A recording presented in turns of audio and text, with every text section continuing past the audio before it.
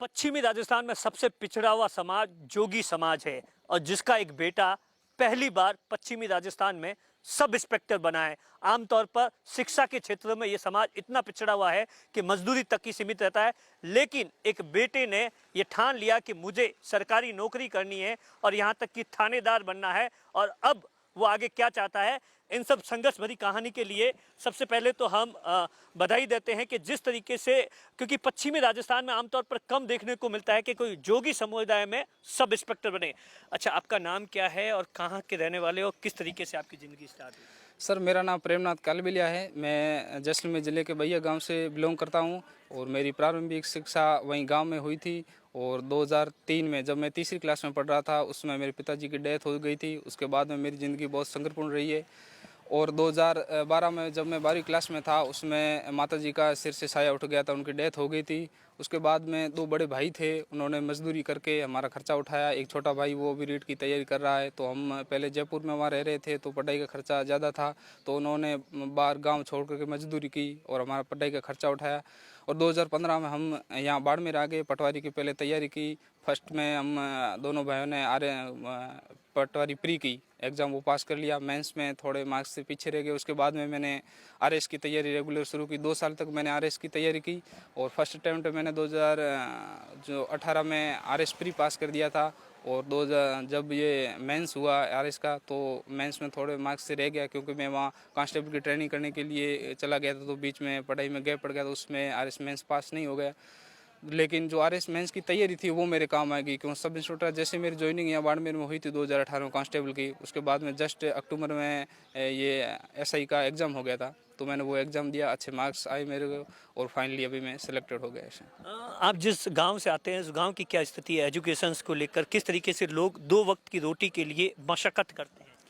अब अगर देखें सर, राजस्थान के लिहाज से तो वैसे तो जैसलमेर बाड़मेर को और अदर डिस्ट्रिक्ट के लोग पिछड़े हुए मानते हैं। और अगर हमारे समुदाय की बात करें तो ऑल राजस्थान में हमारे समुदाय में पढ़ाई का लेवल बिल्कुल जीरो है। हमारे समाज में पढ़ना तो क्या, 2 वक्त की रोटी की जुगाड़ करना भी, ये भी बहुत बड़ी चीज़ है, बहुत चैलेंजेस है उसके लिए सर। बाकी वाले सब पढ़ाई से तो हमारा कोई लिंक ही नहीं था पहले। अभी तो थोड़ा बहुत प्रोग्रेस हो रहा है, छोटे छोटे बच्चों को पढ़ा रहे। लेकिन जब मैं शुरुआत में मैंने पढ़ाई शुरू की थी, उसमें मेरे समाज में, मेरे गांव में, आसपास में कोई पढ़ने वाला नहीं था। इसलिए पूरी जैसलमेर में मैं पहला सरकारी नौकर हूँ और इधर पश्चिमी राजस्थान में मैं सबसे बड़ा मतलब सब इंस्पेक्टर बनने वाला पहला अधिकारी हूँ। 2 वक्त की रोटी के लिए किस तरीके से लोगों को मांगते हैं या मजदूरी करते हैं, ऐसा आपके समाज में आज भी जारी है?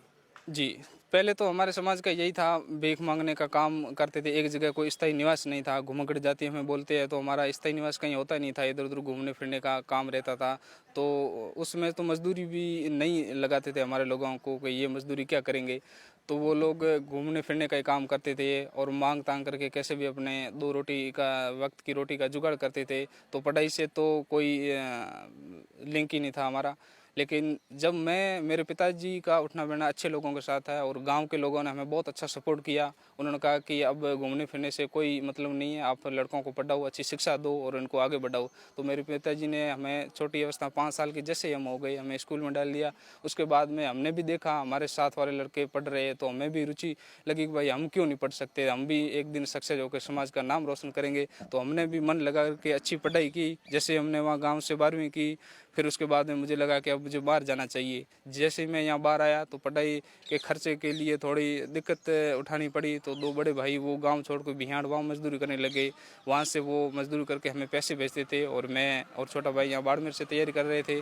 उसमें यहाँ से जो सक्सेस पॉइंट के डायरेक्टर युवराज सिंह जी और जो यहाँ की फैकल्टी है गणपत सिंह जी असिस्टेंट प्रोफेसर, उन्होंने बहुत अच्छा सहयोग किया। उन्होंने हमारी जो कोचिंग का खर्चा था वो बिल्कुल फ्री कर दिया, फीस हमारे से ली नहीं। उन्होंने हमारे आरएस बैच में बिठाया और तैयारी हमारी आगे जारी रखे। हर चीज़ का उन्होंने सपोर्ट किया। जब पैसों की ज़रूरत पड़ी, किताबों की कुछ भी ज़रूरत पड़ी, तो उन्होंने कभी मना नहीं किया।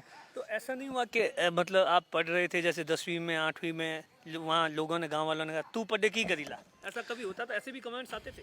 नहीं सर, ऐसा तो कुछ नहीं था। गांव के लोग हमारे वहाँ अच्छे हैं, तो वो हमेशा सपोर्ट करते थे, हमारे को मोटिवेट करते थे। वहाँ जो हमारे टीचर थे जो आसपास के लोकल ही थे, तो हमें देखकर बहुत खुश होते थे कि यार आपके समाज में कोई नहीं पढ़ता और आप इतने 8वीं 10वीं करके बाहर आए हो, तो आपको अब स्कूल तो छोड़नी नहीं। 1-2 बार बीच में मतलब ऐसी स्थिति हो गई थी कि अब बाहर जाने का खर्चा नहीं है, तो अब 10वीं या 12वीं करके छोड़ दे, फिर कोई मजदूरी देखेंगे। लेकिन जो दो बड़े भाई थे उन्होंने बहुत संघर्ष किया, उन्होंने कहा कैसे भी करके हम पैसे आपको भेजते रहेंगे, लेकिन आपको पढ़ाई नहीं छोड़नी, यहाँ से बाहर जाओ तो हम पैसे भेजते रहेंगे, लेकिन आप जाके बाहर अच्छी तैयारी करो। कभी ऐसा भी हुआ, चाहे पटवारी हो, आरएएस हो, जब निराशा हाथ लगी और ऐसा लगा कि यार अब तो छोड़ दे यार, इसमें दम नहीं, इससे मतलब ये मैं कर नहीं पाऊंगा? नहीं सर, मैंने अपने आप को कभी डिमोटिवेट तो किया नहीं। मेरा सपना पहले से शुरू से यही था कि मुझे एक दिन या तो सब इंस्पेक्टर बनना या आरएएस बनना, अधिकारी। तो शुरू से जैसे मैंने पटवारी का एग्ज़ाम दिया तो प्री मेरा फर्स्ट में 1 महीने की तैयारी में मेरा क्लियर हो गया था, तो मुझे थोड़ा विश्वास आ गया कि मैं आगे बिल्कुल अच्छी तैयारी कर सकता हूँ। तो मेंस हो गया, तो मेंस में थोड़े से मार्क्स में रह गया। उसके बाद मैंने आरएएस की तैयारी की। आरएएस तैयारी में मैंने फर्स्ट अटैम्प्ट में प्री पास कर दिया, तो मैं और भी मोटिवेट हो गया कि अब तो मैं बिल्कुल सीट निकाल सकता हूँ। आसपास के जो लोग हैं, दोस्त हैं, उन्होंने किस तरीके से सहयोग किया आपको मोटिवेशंस के लिए? और आज जब वो आपको स्वागत कर रहे हैं, आपको कितना प्राउड फील होगा? क्योंकि आमतौर पर आपके समाज के लोगों का इतना स्वागत कभी होता नहीं। जी बिल्कुल सर, आज मुझे लगता है कि ऐसा राजस्थान में पहली बार हो रहा है। मेरे दोस्त बहुत अच्छे हैं, जो स्कूल के साथी थे उन्होंने हमेशा मेरा सहयोग किया, हर एक चीज़ में मुझे मोटिवेट समय समय पर करते रहते थे। और जब मैं यहाँ बाड़मेर आया तो यहाँ भी दोस्त मुझे बहुत अच्छे मिले। 2018 बैच के जो साथी थे वो जब भी मुझे देखते तो बहुत बड़े खुश होते थे कि यार प्रेम, तूने तेरे समाज का नाम रोशन कर दिया, अब तेरे को यहीं नहीं रुकना, तेरे को आरएएस की तैयारी करनी है। तो हमेशा वो मोटिवेट। अगला टर्म सर आरएएस की तैयारी भी जारी है, आरएएस की तैयारी मैं कर रहा हूँ और कोशिश ये रहेगी कि ट्रेनिंग के दौरान भी मैं आगे तैयारी जारी रखूँगा। और आने वाले समय में मैं ये चाहता हूँ कि मैं एक आरएएस अधिकारी बनकर इसी जगह वापस आऊँ सर। जो लोग हिम्मत हार जाते हैं, आप जैसे युवा है, उनके लिए क्या मैसेज है? उनके लिए सर ये मैसेज है कि इम्पॉसिबल तो कुछ है ही नहीं। अगर हम ठान लें मन में तो कुछ भी इम्पॉसिबल नहीं, सब कुछ पॉसिबल है। लेकिन हमारे अंदर जिज्ञासा होनी चाहिए, जज्बा होना चाहिए। बाकी तो बहाने खूब है बनाने के लिए कि मेरे पास खर्चा नहीं है, मेरे को सपोर्ट करने वाला नहीं है। अब हमारे को सपोर्ट करने वाला कौन थे? छोटी अवस्था में माँ बाप गुजर गए थे, उसके बाद में हमने हिम्मत नहीं हारी है। अच्छा, एक किस्सा है, मुझे किसी ने बताया कि एग्जाम से एक दिन पहले ही आपकी मदर की डेथ हो गई। वो क्या था, उस वक्त क्या गुजरी थी? हाँ, उसमें मेरे 12वीं के एग्ज़ाम्स चल रहे थे बोर्ड के, तो माताजी काफ़ी समय से बीमार थे। तो जो 12वीं बोर्ड का एग्ज़ाम था, जिस दिन अगले दिन एग्ज़ाम था उससे पहले एक दिन डेथ हो गई थी। तो फिर दोस्त थे वो मेरे घर आए और मेरे को ज़बरदस्ती लेके गए कि नहीं, कैसे भी करके आपको एग्ज़ाम देना पड़ेगा, ये दिन तो निकल जाएंगे लेकिन बाद में फिर पछताना ना पड़े, इसलिए आपको एग्ज़ाम देना है। और जब मैंने एग्ज़ाम दिया, मेरी तैयारी तो वैसे शुरू से बहुत अच्छी थी, तो मैं पूरी क्लास में वैसे टॉपर रहा हूँ हर बार। अच्छा, एक चीज़ बताइए, अब आप क्या चाहते हैं? आपके समाज की तस्वीर कैसी होनी चाहिए? उसके लिए आप क्या करना चाहेंगे आने वाले टाइम में? क्योंकि आप तो एक अच्छी जगह पे पहुंच गए, आप ये भी चाहेंगे कि बाकी लोग भी इसी तरीके से निकले? बिल्कुल सर, समाज को सर ये संदेश है कि अब जो पुराने रीति रिवाज है उनको छोड़ दें, घूमने फिरने का काम छोड़ दें। अब ज़्यादातर तो स्थायी जगह बैठ गए हैं और बच्चों को अब पढ़ाई से भी जोड़ रहे हैं। तो उनको मेरा यही संदेश है कि कैसे भी करके एडजस्ट कर लो, लेकिन बच्चों को शिक्षा दो। शिक्षा के अलावा कुछ नहीं है। और अगर आप बच्चों को पढ़ाओगे तो अगर हर गांव से एक एक बंदा भी निकलेगा तो बाकी वाली आने वाली पीढ़ी वो हमारे से मोटिवेट होगी और वो सफलता की ओर अग्रसर होगी। प्रेमनाथ की सब इंस्पेक्टर की स्टोरी पूरे पश्चिमी राजस्थान में मिसाल के तौर पर देखी जा रही है, क्योंकि इनके समाज में कोई भी युवा इतनी तक पढ़ लिख कर सब इंस्पेक्टर नहीं बना है। अब प्रेमनाथ चाहते हैं कि बाकी लोग भी, इनके समाज के युवा, पढ़ लिख कर इसी तरीके से कुछ बने।